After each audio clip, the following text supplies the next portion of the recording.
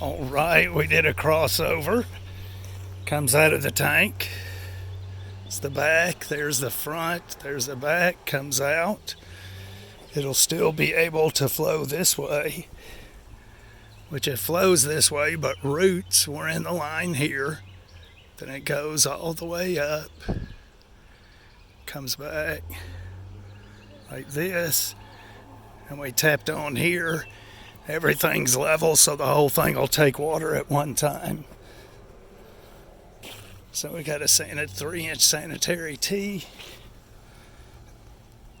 into that field line right there.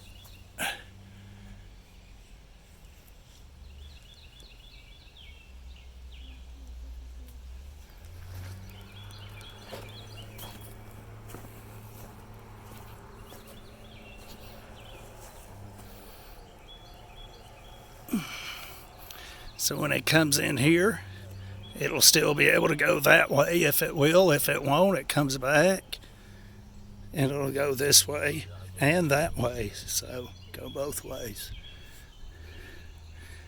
And it works excellent. You can see the water levels down lower than it's actually supposed to be. So that's it.